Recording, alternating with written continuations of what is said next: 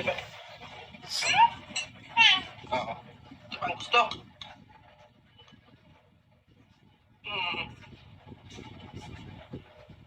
Ano gusto ko sa'yo? Kasabi ka? Aroy. Sarap. Hmm. Hmm. Ay, ganyan. Ay, di ba? Di ba? Lohan. Oo. Di ba ang gusto?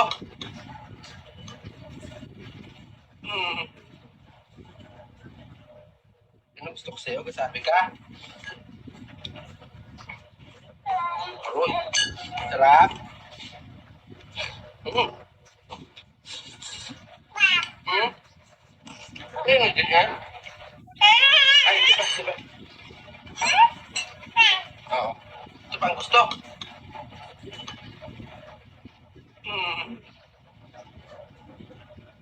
Ano gusto ko sa'yo? Kasabi ka? Aroy. Sarap. Excuse me. Ano ba yun?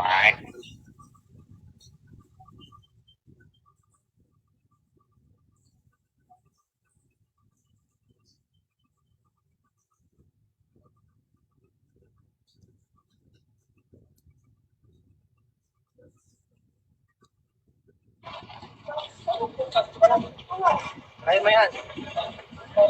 Dito, dito, dito. Kabila. Kaya mo yan. Kaya mo yan. Oh, hawakan nyo. Lakas. Hawakan mo. Bro, dito, dito. Bro, hindi ako dito. Hawakan nyo. Oh.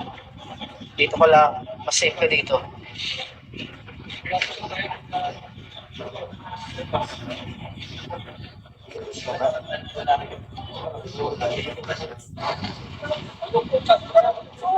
Kaya mo yan. Dito, dito, dito. Kabila. Kaya mo yan. Kaya mo yan. Oh, hawakan nyo. Lakas. Hawakan mo. Bro, dito, dito. Bro, hindi ako dito. Hawakan nyo. Dito ko lang. Mas safe ka dito.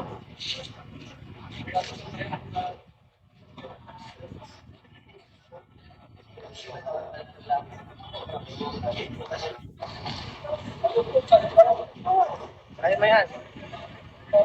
Dito, dito, dito. Kabila. Kaya mo yan. Kaya mo yan. Oh, hawakan nyo. Lakas.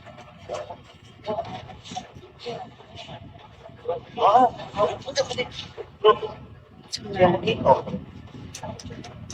Hawakan nyo. Dito ko lang. Mas safe ka dito.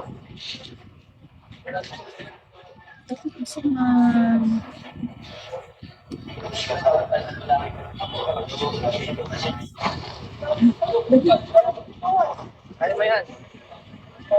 Dito, dito, dito. Kabila. Kaya mo yan. Kaya mo yan. Oh, hawakan nyo. Lakas. Wow. Bro, Mas okay ni.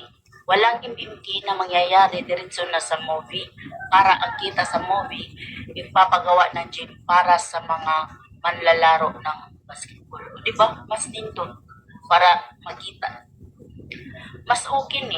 Walang impimti na mangyayari diretso na sa movie para ang kita sa movie ipapagawa ng gym para sa mga manlalaro ng basketball. O, di ba? Mas nindot.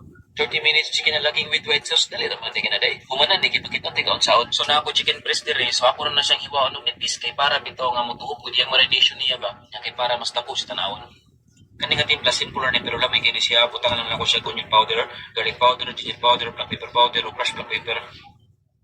Mag-add lang po kong itlog, chicken powder, o kasi i-mix lang ako mayo sa akong limpyo nga kamot. Mas maayo yung marinate ni magpasig 1 hour lang. Yung sa sauce niya, dali, rakay nas nangan. Nag-melt na ko 1/4 cup na butter. Pagkahuman, di butangan ko na og flour, mga 2 kutsara lang mo. I-low fire ni mo, i-mix ni mo maayo nga di bito siya magtibugol bitaw. Pagkahuman,